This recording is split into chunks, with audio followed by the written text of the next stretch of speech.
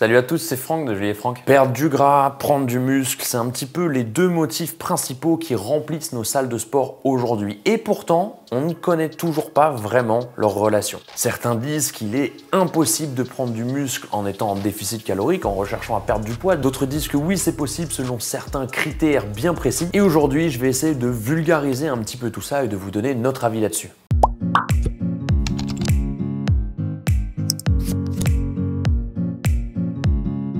Pour introduire un petit peu ce sujet, ce que je vous propose, c'est qu'on regarde une des vidéos de Nassim. Je ne sais pas si vous connaissez Fitness, c'est un des grands noms du YouTube game français dans le milieu du fitness. Et quoi de mieux que de regarder un petit peu son avis sur ce sujet, même si régulièrement je ne suis pas d'accord avec lui, au moins ça nous donnera une base pour travailler. Est-ce qu'il est possible de prendre du muscle et de perdre du gras en même temps? La réponse est oui, et je vais vous expliquer pourquoi. Ok, donc oui, déjà. La perte de gras ou la perte de poids nécessite ce qu'on appelle un déficit calorique. Par contre, pour prendre du muscle, à aucun moment il est nécessaire d'être en surplus calorique. Donc déjà là, il part d'un fait qui est acquis pour lui, qu'on n'a pas besoin de surplus calorique pour prendre du muscle. J'espère qu'il le détaille un petit peu plus loin parce que c'est un petit peu le cheval de bataille de cette question, quoi. En fait, la perte de gras est un processus dépendant de l'énergie, donc des calories que vous allez consommer.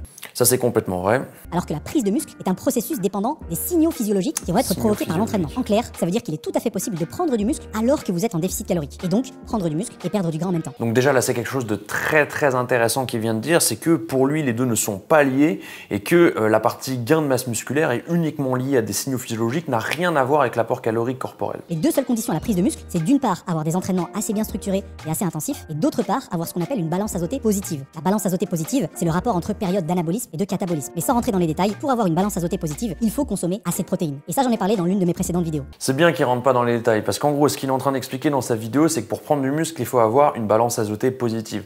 Je vous vulgarise tout ça. Il vient de vous dire que pour prendre du muscle, il faut prendre du muscle. Je sais pas pourquoi autant de pratiquants sont obsédés par le surplus calorique pour prendre du muscle, alors qu'ils pourraient très bien prendre du muscle en maintien calorique ou même en léger déficit. Alors certes, prendre du muscle et perdre du gras en même temps, ça devient de plus en plus difficile avec l'expérience, mais en fait, c'est pas prendre du muscle et perdre du gras qui devient difficile, c'est juste prendre du muscle. À partir d'un moment, que vous soyez en surplus calorique ou pas, forcément vous aurez de plus en plus de mal à prendre du muscle. Moralité, avoir le réflexe d'augmenter son apport calorique pour optimiser la prise de muscle est une erreur. La première chose à faire pour optimiser la prise de muscle, c'est encore de revoir si son programme est assez cohérent et si les séances sont assez intensives. Si vous avez des questions, on continue à discuter tout ça dans les commentaires.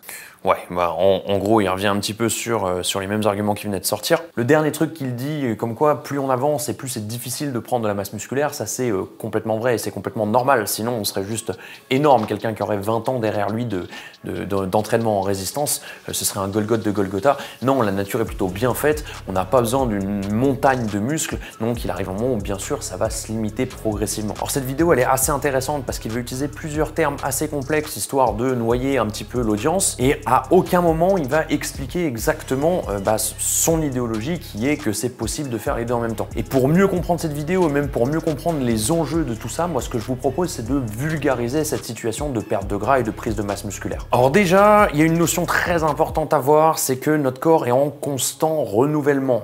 Constamment, notre corps, peu importe les tissus, que ce soit les tissus osseux, les tissus musculaires, ligamentaires, tout ce que vous voulez dans votre corps, ce n'est pas à chaque fois à la même vitesse, mais sachez qu'il y a un cycle, notre corps se reconstruit.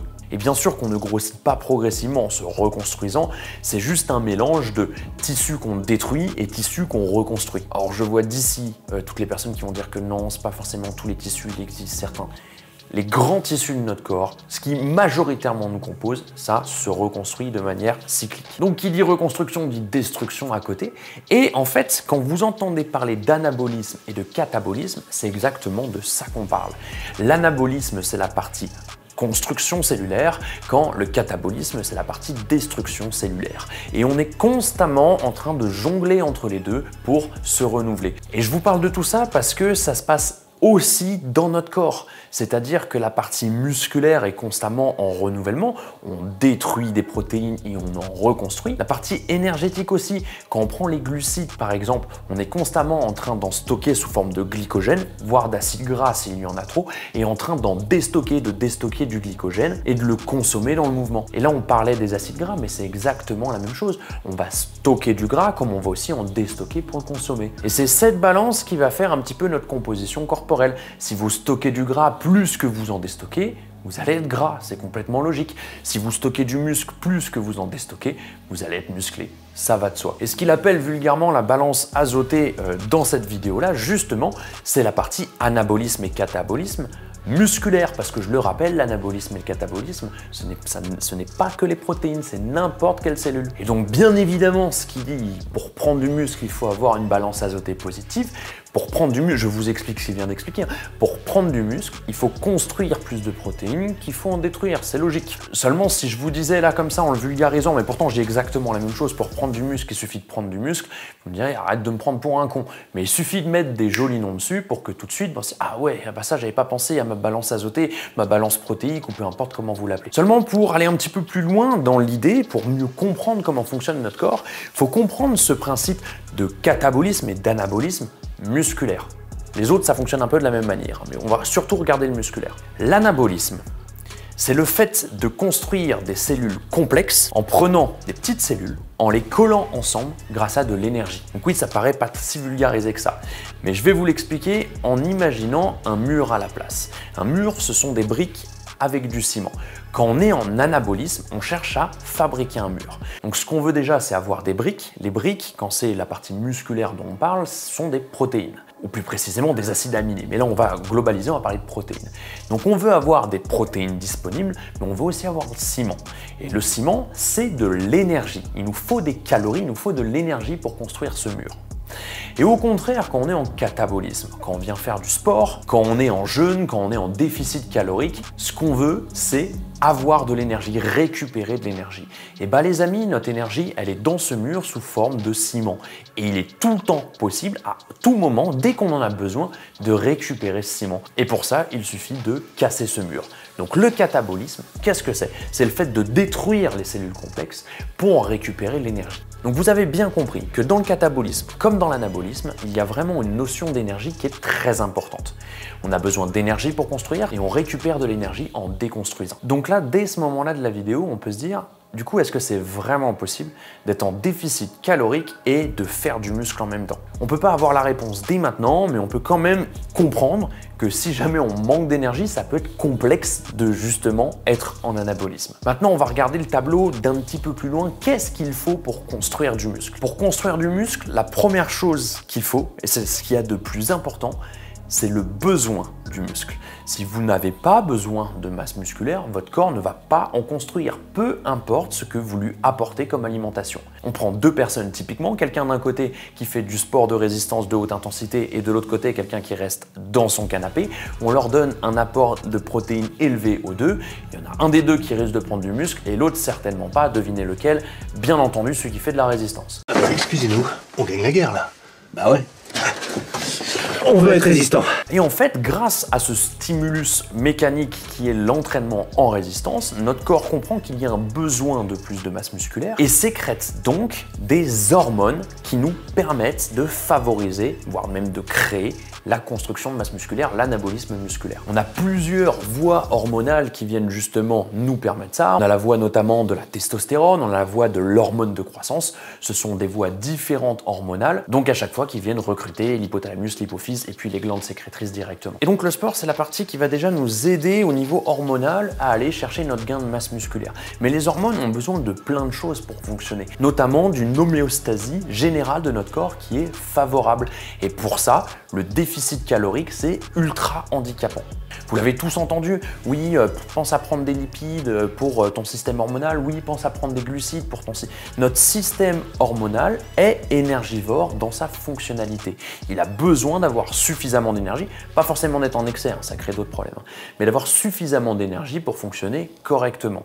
Et là encore une fois, la partie déficit calorique, elle va pas nous aider. Elle n'est pas justement dans le sens de faire fonctionner correctement notre système hormonal. Et le stimulus mécanique, c'est uniquement pour ça. Hein. Si on prend des gens qui se dopent par exemple, qui prennent par exemple de la testostérone, sachez qu'ils peuvent rester alités. S'ils mangent suffisamment, ils arriveront à avoir des gains de masse musculaire. Donc on voit vraiment que la partie hormonale, elle est essentielle. Avec un système hormonal dans les chaussettes, vous pouvez manger tout ce que vous voulez, vous pouvez faire le sport que vous voulez, le gain de masse musculaire, il sera pas là. Du coup, vous comprendrez plus ou moins, après ce que je dis, que non, je ne suis pas forcément d'accord avec lui et que je pense que le déficit calorique est handicapant pour la prise de masse musculaire, extrêmement handicapant pour la prise de masse musculaire même. Et vous me direz, oui, mais il y a des études qui disent le contraire. Et c'est là où j'aimerais bien qu'on se penche sur ces études. Par exemple, celle-ci, une des plus simples à trouver quand on cherche justement des arguments pour me contredire. Comme dans toutes les études, comme j'ai déjà pu vous le dire dans des vidéos, il est capital que vous alliez de vous-même lire le contenu de l'étude exactement. Parce que quand on a l'abstract, le résumé, enfin exactement la première page qui ressort sur tous les sites qui référencent cette étude, on peut voir que des personnes à qui on a donné plus de protéines et qui sont en déficit calorique ont réussi à créer plus de masse musculaire en étant en perte de poids. Et on peut se dire, bah ouais, mais ça va complètement contre ce que dit Franck là justement. Cherchez exactement le contenu de cette étude. Dans le contenu de cette étude, qu'on regarde comment ont été sélectionnés les gens et qui sont les gens qui ont passé cette étude, on voit qu'aucune des personnes qui a fait cette étude ne faisait de l'entraînement en résistance ou n'avait l'habitude de ce style d'entraînement. Donc si on résume l'équation qu'il nous faut pour prendre de la masse musculaire, il y a d'un côté le besoin à créer, qu'on le crée ce besoin grâce à l'entraînement en résistance qui vient déclencher justement notre système hormonal.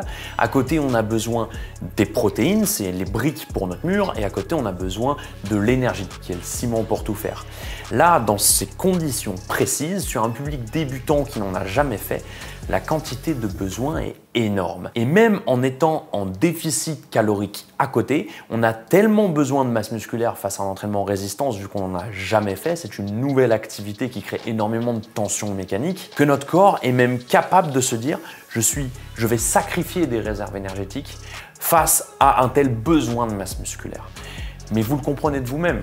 Si vous regardez cette vidéo, si vous cherchez comment on fait pour prendre du muscle et perdre du gras en même temps, c'est sûrement pas que vous êtes débutant. Vous avez déjà dans votre vie fait de l'entraînement en résistance, voire même vous en faites au quotidien. Et vous comprenez de vous-même aussi que du coup ce besoin n'a rien à voir. Votre corps sait que ce n'est pas un besoin, c'est un truc en plus. On aimerait bien avoir un peu plus de masse musculaire, mais c'est pas un besoin de survie, un réel manque de composition corporelle. Donc bien entendu, ce qui marche sur des débutants ne marche pas sur un public habitué. Donc oui, prendre du muscle et perdre du gras, c'est faisable dans certaines conditions.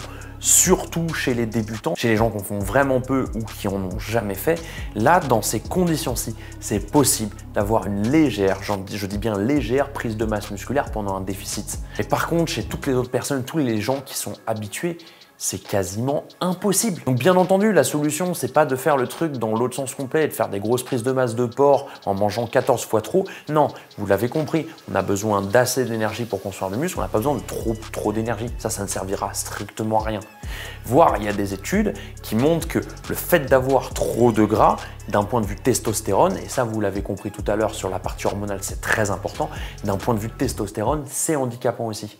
Le fait de ne pas avoir assez de gras et le fait d'avoir trop de gras. Donc prendre du muscle et perdre du gras en même temps, c'est pas forcément réalisable, mais à la fois, si ça l'est un petit peu. Et là, il y a une dernière notion qui doit rentrer en jeu, c'est la quantité de gras. On peut la prendre en termes de quantité, en poids de gras que vous avez dans votre corps, mais on peut aussi la regarder en termes de pourcentage de masse grasse. La quantité par rapport au reste que vous avez de gras. Et si vous prenez de la masse musculaire, si vous arrivez à augmenter votre masse musculaire, on se souvient la balance azoté positive, tout ça en conservant la même quantité de gras, en pourcentage dans votre corps, vous aurez moins de gras, puisque le reste augmente. Ça on comprend. Hein. Et donc, en cherchant le gain de masse musculaire, on peut avoir une composition corporelle qui est ces pourcentages de gras et de muscles qui s'améliorent. On peut paraître plus sec en prenant plus de masse musculaire. Et ça, c'est quelque chose vers lequel je vous dirige un maximum. Beaucoup de personnes qui cherchent à perdre du gras, la solution, elle est dans la prise de masse musculaire. Que ça soit d'un point de vue métabolique pour les avantages que ça a sur vos dépenses métaboliques générales, que ça soit d'un point de vue santé et d'un point de vue objectif tout court. C'est la solution d'énormément de personnes de chercher justement le gain de masse musculaire dans son activité générale. Que ça soit des hommes comme des femmes. Bon les amis, cette vidéo qui était censée être un petit peu vulgarisée, j'espère qu'elle n'a pas trop été complexe et que j'ai pas perdu tout le monde. Sachez que depuis que Julie et moi on est passé une vidéo toutes les 2 semaines, on est complètement sorti de l'algorithme de YouTube qui met un coup de batte de baseball dans ces cas-là. Et donc les vidéos sont très peu présentées, il y a beaucoup moins de monde qui voit nos vidéos, beaucoup moins de monde qui s'abonne, ce qui est normal. Enfin, l'algorithme veut qu'on publie fréquemment si on veut réussir à grandir. Seulement pour nous, ce n'est plus possible de publier autant qu'avant. Donc si jamais vous souhaitez nous soutenir, si jamais vous aimez ce qu'on fait, Pensez à vous abonner, pensez à partager, ça concurrence justement l'algorithme de YouTube, le fait de partager sur vos différents réseaux sociaux ce qu'on produit en vidéo. Pensez à liker aussi, ça nous fait remonter un petit peu, pensez à commenter, toutes ces choses-là nous font remonter un petit peu dans l'algo. Et sinon, Julie et moi, on vous dit à dans 2 semaines. Salut tout le monde.